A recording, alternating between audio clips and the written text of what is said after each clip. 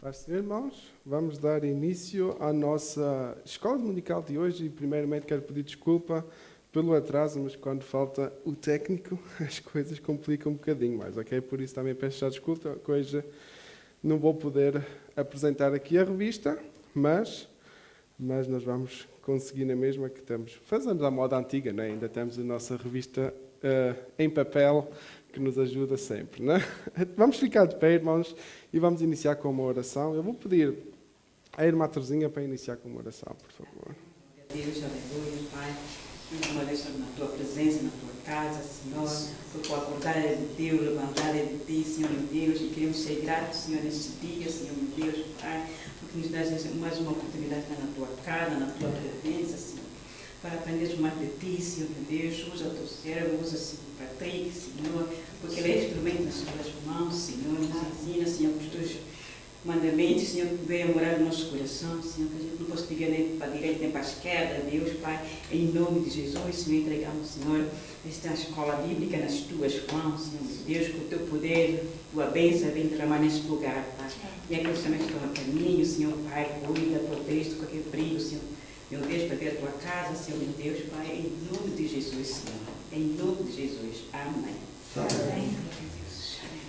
Amém. Então estamos na lição número 6, que fala sobre as sutilezas de ideologias contrárias à família. O texto áureo diz, encontra-se em Gênesis 2, 18 e diz: E disse o Senhor Deus, não é bom que o homem esteja só, far-lhe-ei uma adjutora que esteja como diante dele. A verdade prática diz, nós estamos na página 38, que diz: dentre os muitos perigos que a sociedade contemporânea enfrenta, estão aqueles de natureza ideológica que planejam destruir a família. A leitura bíblica em classe encontra-se em Gênesis 2, do versículo 18 ao versículo 24, que encontra-se na página 39 da revista, que diz: E disse o Senhor Deus, não é bom que o homem esteja só, far-lhe-ei uma adjutora que esteja como diante dele. Havendo depois o Senhor Deus formado da terra todo animal do campo e toda ave do céu, os trouxe a Adão para este ver como lhes chamaria. E tudo o que Adão chamou a toda a alma vivente, isso foi o seu nome.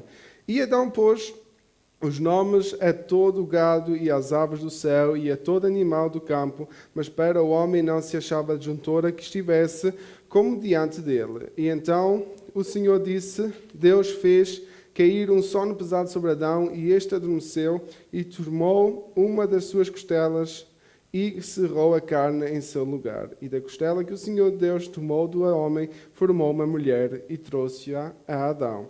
E disse Adão, esta é agora dos meus ossos, agora osso dos meus ossos e carne da minha carne. Esta será chamada varoa, porquanto do varão foi tomada. Portanto, deixará o varão seu pai e a sua mãe, e apagar-se-á a sua mulher, e serão ambos uma carne. Amém? Como nós hoje vamos falar sobre as ideologias que são contrárias à família, nós primeiro temos que perceber o que é a família perante Deus. E se é algo, digamos assim, que é de verdade de Deus. Às vezes nós podemos pensar que a família é algo que surgiu, né, humanamente, porque as pessoas precisavam de se unir, um homem se unia a uma mulher, e então isso se chamou de família. Não, mas nós percebemos aqui que o propósito da família já existe desde o início, desde o primeiro homem e da primeira mulher, e nós até percebemos aqui que foi Deus que deu a primeira mulher a Adão, né? E a fez da costela dele. Então nós percebemos que há uma certa união entre homem e mulher, que nós chamamos de família, né? Vamos à introdução, que diz: nesta lição mostraremos que a família é um projeto de Deus e que há valores fundamentais sobre os quais ela está edificada. Tratamos aqui também dos perigos que rodam a família cristã, velhas práticas como a infidelidade conjugal, bem como os modelos alternativos de construção familiar são perigos que demandam nossa atenção. Contudo, há uma narrativa que fazem passar a infidelidade conjugal como algo natural e normal. Mudou-se o rótulo, mas o veneno continua mortífero. Por outro lado, Os pais devem ter cuidado a respeito das novas distorções da sexualidade, como a teoria genderqueer vigiemos. Okay? Então nós vamos aprofundar um pouco nestas ideologias que estão a surgir. Vamos aprofundar também naquilo que Deus diz que é a família, claro, e o que é que a sociedade está a fazer com esse conceito sobre a família. Tópico 1 fala sobre a família, projeto de Deus. Ponto 1, a instituição divina. Quando consultado pelos fariseus sobre as questões do divórcio, Jesus respondeu: portanto, o que Deus ajuntou não separe o homem. Que nós podemos ler isso em Mateus 19, versículo 6. Ao dizer que ninguém separasse o que Deus havia ajuntado, Nosso Senhor se referia à constituição familiar. E mais com essa fala, Jesus reconheceu que a família é uma instituição divina. Foi Deus e não o homem que a criou. A família, portanto, é a criação de Deus. Esse fato mostra a importância que a família tem no projeto de Deus para a humanidade. Ora, Ele tem um projeto para a humanidade e nele Deus inclui a família. Ele tem um plano para a igreja e nele Deus também inclui a família. Então nós percebemos que Deus fez a família para ser algo, né, importante. Né? Deus é que fez a família, não é algo humano. E essa família tem um impacto para nós, como parte dessa família. Deve ter um impacto para a sociedade em qual nós vivemos e deve ter um impacto para nós como a igreja. Porque nós, a igreja, até nós temos esse carinho de chamarmos como família, né? Porque nós todos somos irmãos de Cristo, né? Nós todos somos filhos de Deus. Então nós também somos uma família, mas somos uma família construídas por famílias, não é? E há aquele ditado que diz que uma igreja forte é feita de famílias fortes, não é? Então nós percebemos que, de verdade, nós necessitamos dessas famílias e que essa família é algo que Deus construiu. Okay? Então tudo aquilo que ataca a família, de alguma maneira está a atacar o plano de Deus. Segundo ponto, a célula mater, ou em português de Portugal, a célula mãe da sociedade. No contexto social, a família é a primeira instituição a ser estabelecida. Ela é a célula mater da sociedade, ou seja, na base da sociedade está a família. Na verdade, não poderia haver sociedade ou vida social sem a existência da família. Esse fato é de suma importância para interpretar corretamente qualquer fenómeno social. Não há dúvida de que a desagregação da família moderna está no topo dos principais problemas sociais ora presenciados. Então nós percebemos que não pode haver sociedade sem haver família. E nós percebemos que esses ataques contra a família estão a fazer com que a nossa sociedade em que nós vivemos esteja-se perdendo, esteja-se destruindo. E até podemos dizer que está a arriscar o próprio futuro. Porque quando nós falamos de uma família que não é heterossexual, não é uma família entre homem e mulher, um relacionamento entre homem e mulher, nós podemos perceber que é impossível que essas famílias gerem, ou essas famílias, digamos, humanas, gerem descendentes. Não? A homossexualidade não tem a capacidade de gerar descendentes. Então nós percebemos que estas ideologias estão a fazer com que não somente a família enfraqueça, como em si, o conceito da família, mas sim que a nossa sociedade, com o tempo, termine por si mesmo. Não vai ter futuro. Vai haver sempre a dependência das famílias entre homem e mulher, de um relacionamento entre homem e mulher. Então nós percebemos primeiro que a família é algo dado de Deus e a família tem um grande impacto na sociedade e deve sempre ter esse impacto. Não é? Segundo tópico, fundamentos da família cristã. Okay? Vamos ver então o que é que a família é para nós. O casamento monogâmico e heterossexual.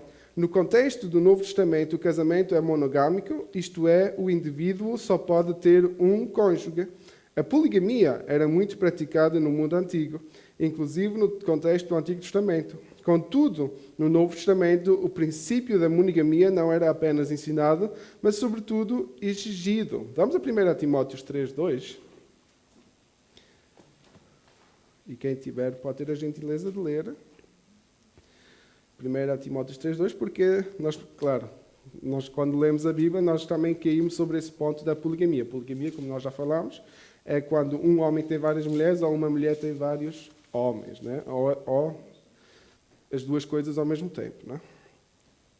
1 Timóteos 3:2, e quem tiver pode ler. Pode ler, irmã. Convém, pois, que o bispo seja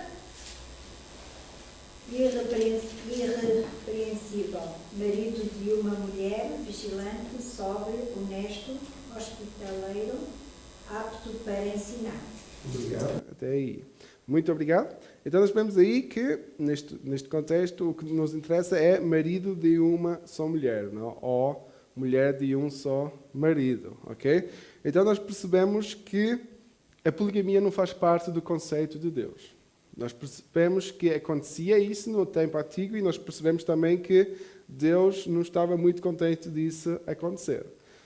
Por um lado, Deus também permitiu que isso acontecesse, claro, porque nós temos o livre-arbítrio, Ele nunca ia infiltrar-se ou meter-se nos nossos projetos, porque senão Ele ia tirar-nos aquilo que Ele nos havia dado, não é? Então nós percebemos que Deus permitiu, mas não era que tivesse agrado disso. Não era que Ele tivesse agrado disso. E, infelizmente, até hoje, a poligamia ainda faz parte de certas culturas.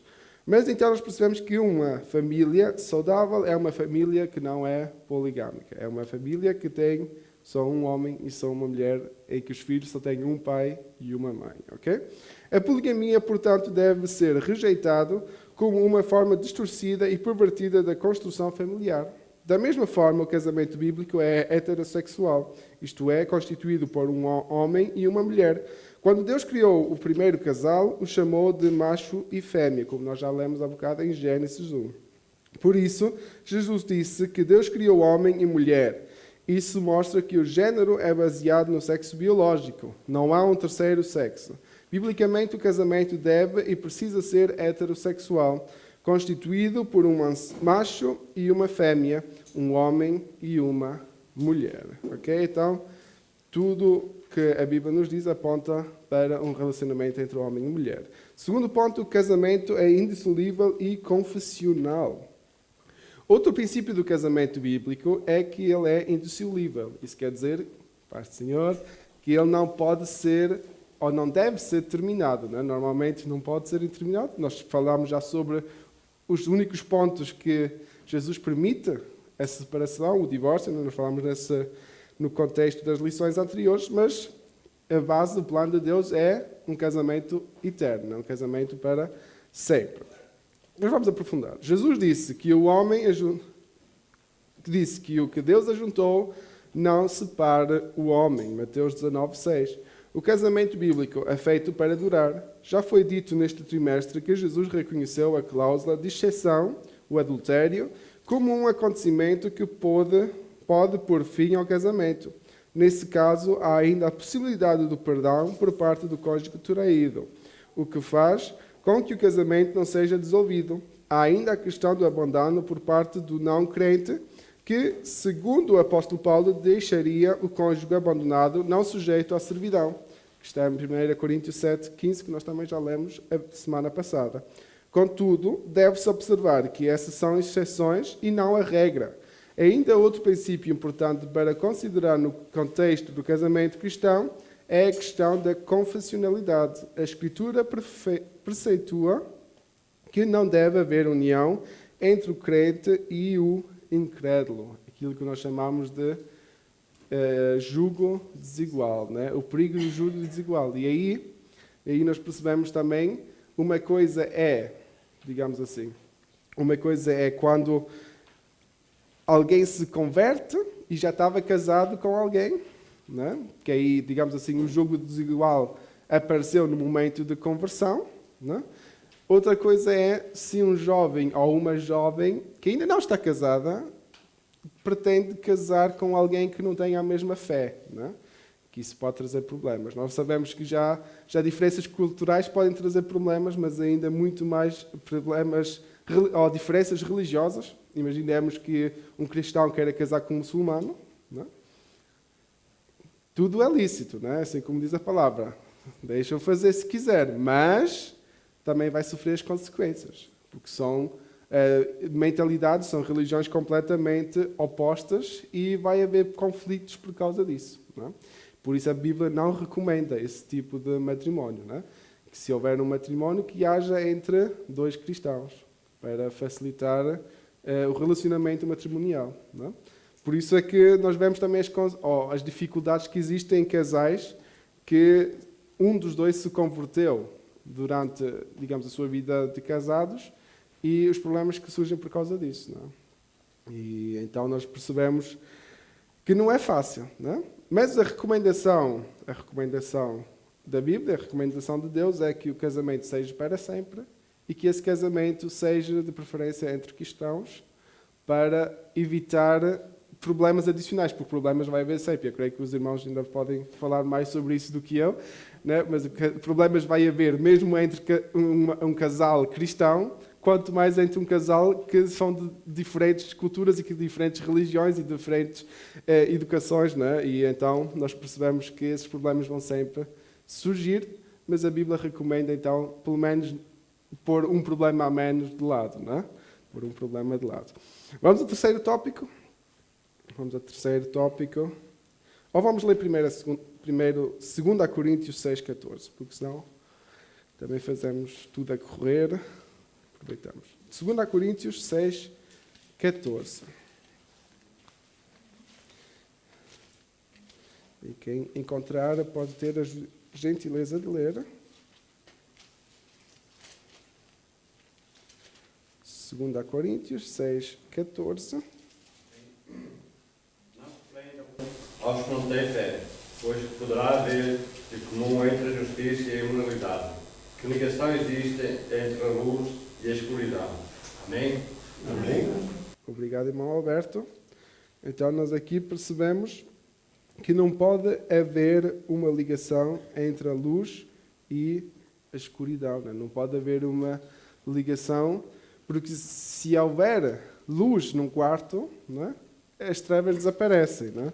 Mas no contexto que nós estamos a falar, vai haver sempre um choque, né? Entre as duas formas diferentes de viver, ou as diferentes formas de viver, e a questão religiosa ou a questão espiritual é algo que pode afetar muito o matrimónio. Por isso, essa recomendação.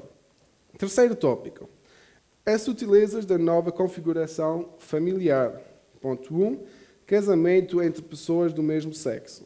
Em maio de 2011, o Supremo Tribunal Federal, STF, reconheceu a união homoafetiva como núcleo familiar como qualquer outro. Isso porque não havia e nem há uma lei aprovada no Congresso Nacional que legisla sobre esse assunto.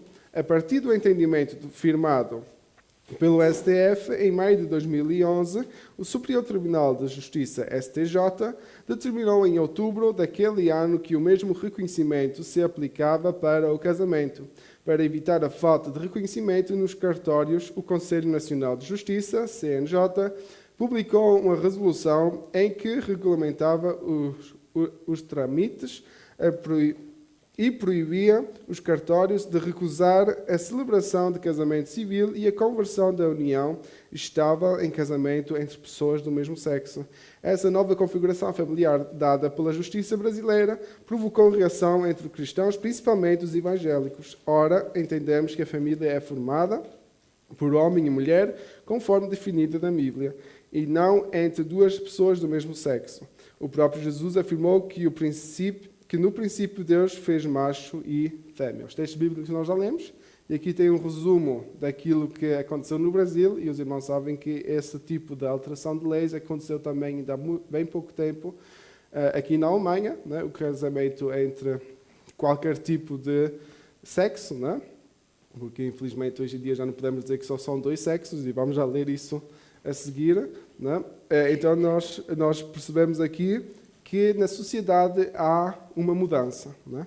Uma mudança que contradiz aquilo que a Bíblia nos ensina e contradiz até mesmo aquilo que a ciência nos ensina. Né? O relacionamento entre um homem e uma mulher, e não de outra forma. Né? aqui neste texto nós também podemos perceber que havia outro tempo, ou outro termo de família, digamos, ou outra união que existia, que era a união que nós chamamos de união de facto, que aqui em Portugal, no Brasil é chamado, estava aqui escrito, união estável, né? Em Portugal nós temos o termo união de facto, que é quando uma pessoa, né, e aí neste caso, se junta com outra pessoa e dizem que têm, digamos, uma vivência junta, né? Têm os mesmos valores ou têm as mesmas vantagens, como alguém que está casado. Isso já existe também há alguns anos, né? A união de facto. Mas foi permitida a união homossexual e os casamentos homossexuais ainda há bem pouco tempo, né? Então nós vemos que há uma grande mudança no tempo em que nós estamos a viver.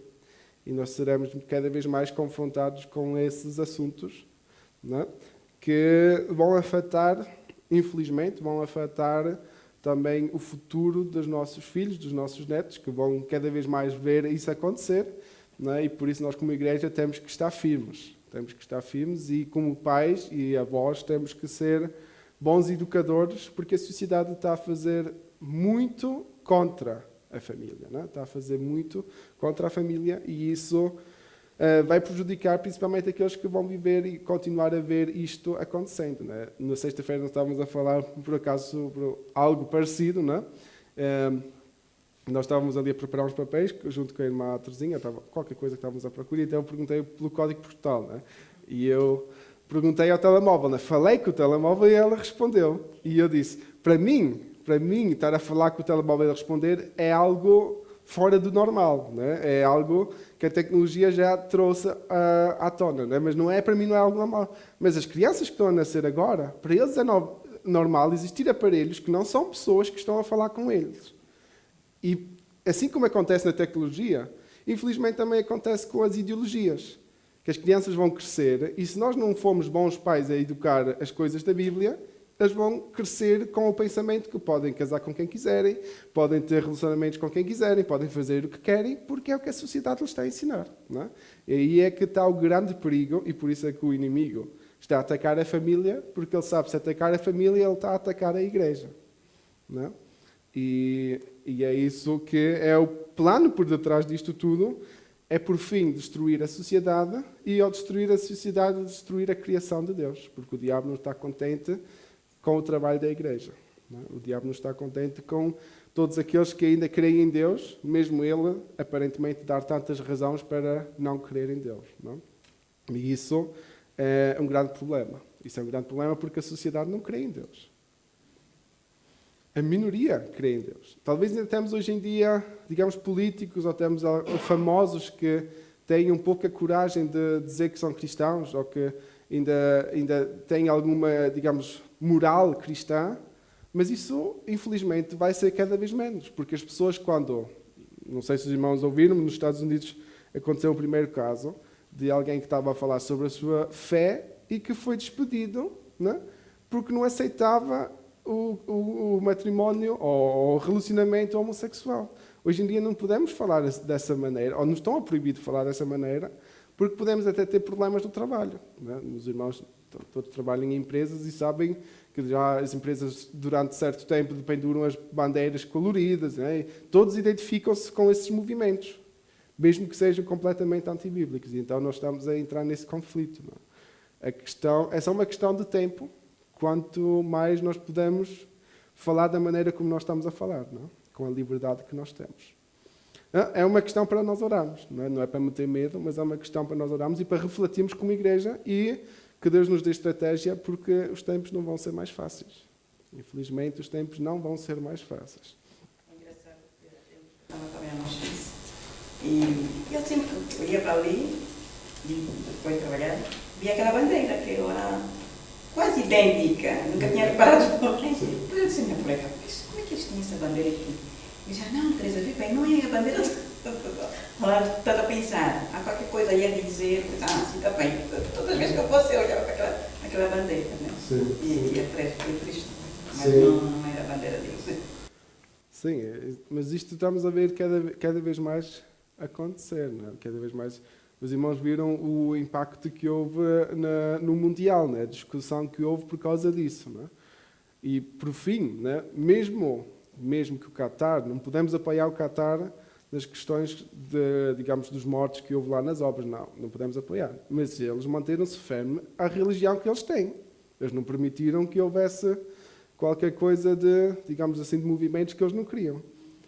Se nós fizéssemos isso como cristãos, nós éramos chapados como as piores pessoas do mundo, infelizmente. Né? E nós vamos a ver então qual é o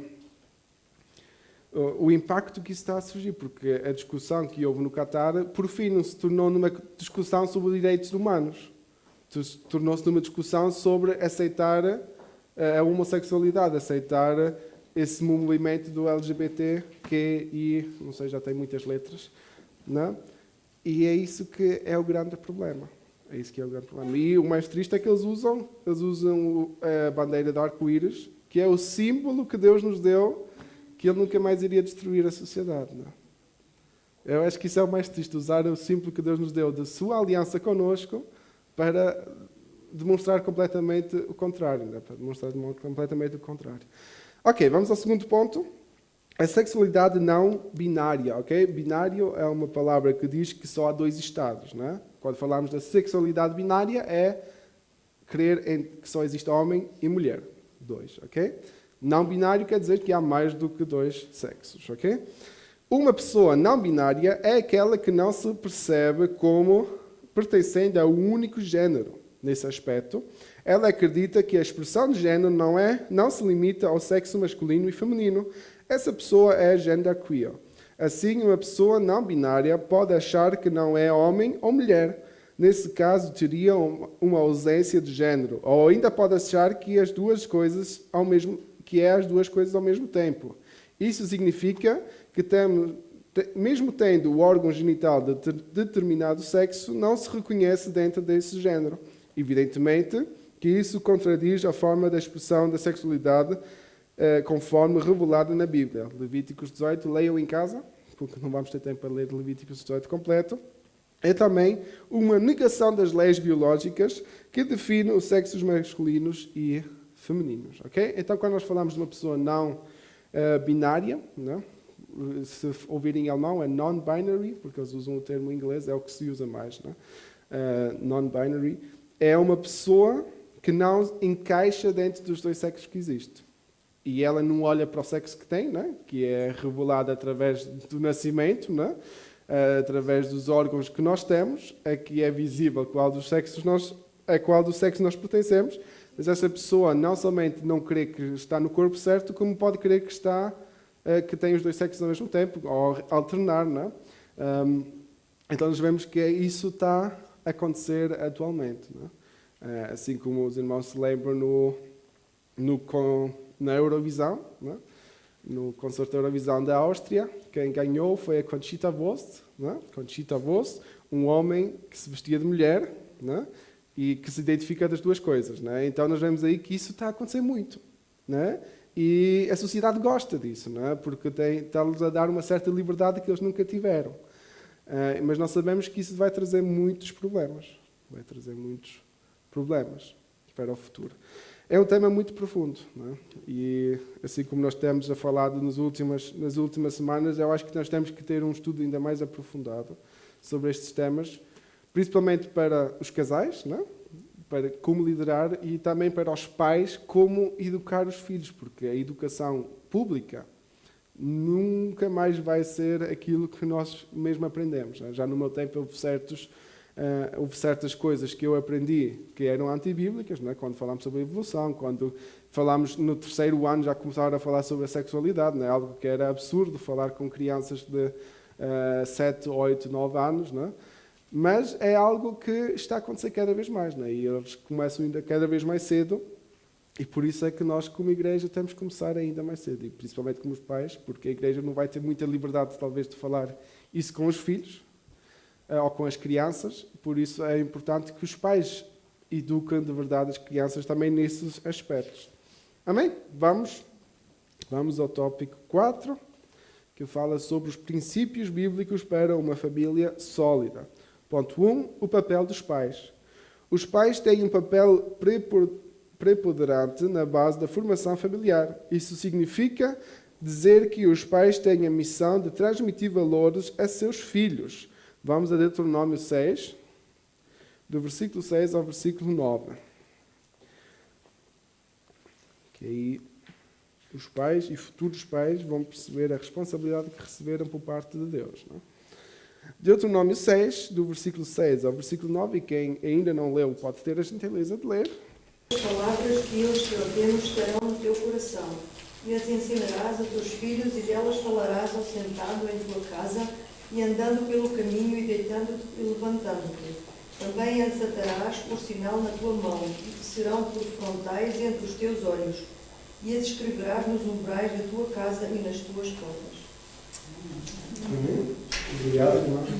Rosário. Então nós vemos aí que nós devemos de ensinar as palavras que Deus também nos ordenou, não é? Então nós percebemos que se Ele nos ordenou essas palavras, se Deus tem nos dado este ensino, nós também devemos passar esse ensino para nossos filhos, não é? E será como proteção, assim como nós lemos, escrever nos umbrais da tua casa e nas tuas portas, para nos lembrar, não é? O lugar, eu acho que é interessante como Deus aqui passa as leis, não é? Escrever nos lugares é onde nós estamos sempre a ver, não é? Para nós não nos esquecer da palavra, para não nos esquecer de Deus. E nós vemos que o povo de Israel nem sempre fez isso, porque tão depressa estavam a crer em Deus e seguiam e viam os milagres de Deus acontecer, como tão depressa estavam a entrar na idolatria e faziam completamente o contrário daquilo que Deus queria para eles. Então nós vemos que não é algo tão incomum acontecer, mas nós temos que ter esse cuidado, nós temos que ter essa firmeza, né? Manter-nos firmes em Deus e passar essa firmeza para os nossos filhos, para que eles não se percam, neste mundo. Né? A educação dos filhos, portanto, deve tomar como princípios os valores ensinados pela palavra de Deus, a Bíblia. A crise atual da família é uma crise de valores, onde há desestruturação familiar, a ausência de valores fortes predomina. Nesse aspecto, de alguma forma, os pais falharam em transmitir ou incutir na formação dos filhos aquilo que os definiria como verdadeiros cidadãos do céu. No meio dessa guerra cultural, na qual se procura a desconstrução da identidade cristã, não dá para ser neutro. Todos os pais compromissados com a família e a sociedade no qual vivem têm o dever moral de dar a conhecer a seus filhos o que Deus estabeleceu como modelo para a família cristã. E é esse ponto que também nos querem tirar. Não é? Porque hoje em dia, vocês que são pais que têm crianças, sabem, e eu creio que a irmã Adelaide nesse aspecto nos pode ajudar um bocadinho mais, mas a educação hoje em dia, os professores, os educadores, não têm direito nenhum de corrigir algum tipo de movimento que possa acontecer nas crianças. Porquê? Porque as crianças devem de ter o espaço para se desenvolver como eles querem. E se, por exemplo, os pais em casa tentam corrigir alguma coisa, pode ser que as escolas, ou os centros educativos, ou até mesmo as entidades do governo, o Jugendamt, agora em português não sei como é que se diz, podem vir comparecer e dizer na escola, ou os professores nos disseram que o seu filho é homofóbico. Né? O seu filho tem problemas de interagir com outros rapazes ou interagir com outras meninas porque ele tem um pensamento que é muito conservativo, que é fora deste tempo, né? E tem dificuldade de integrar-se na sociedade. Enquanto nós estamos a tentar ensinar-lhes aquilo que a Bíblia nos ensina. Né? E isso pode trazer problemas, infelizmente. Né? E é contra esses problemas que nós vamos ter que lutar. Né? Vamos ter que lutar. Temos que orar que haja mais escolas cristãs que se levantam contra este tipo de ensinamentos, mas enquanto só houver as escolas públicas, nós como pais, e nós como avós, e nós como os professores da escola dominical, temos que ensinar às crianças a ter este firme fundamento, basearem-se na Bíblia, porque a escola só lhes vai ensinar o contrário. Não é? A escola só lhes vai ensinar o contrário, infelizmente. Segundo ponto, o papel da igreja. Alguém já disse que famílias fortes fazem igrejas fortes. Contudo, o inverso também reflete a verdade. Igrejas fortes fazem famílias igualmente fortes.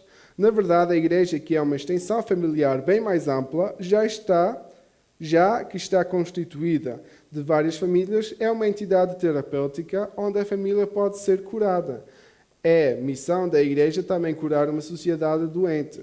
Por outro lado, uma igreja doente não acolhedora e distante da sociedade não está cumprindo a missão para a qual foi chamada. É preciso atenção para isso. Uma família cristã sadia tem na igreja uma forte base espiritual. A igreja faz parte de sua vida. E isso significa que uma igreja forte faz parte ativamente da igreja. Uma família forte faz parte ativamente da igreja. Evidentemente que os filhos devem ser criados nesse contexto onde os valores cristãos são transmitidos. E aí, como igreja, nós temos uma grande responsabilidade. Nós não podemos ser uma igreja que deixa entrar as coisas do mundo dentro da igreja, mas temos que deixar que as pessoas do mundo entrem na igreja. Nós não podemos nos achar que somos santos dos santos, não é? Que estamos separados de tudo isto e que tudo aquilo que acontece lá fora não nos vai afetar. Porque isso é uma grande mentira do inimigo que também nos está a querer dizer, não é? Porque nós não somos santos dos santos. Nós somos santificados pelo sangue de Jesus, não é? E nós somos tão imperfeitos como os que estão lá fora. Com a única diferença que nós temos a revelação da palavra de Deus em nós. Amém?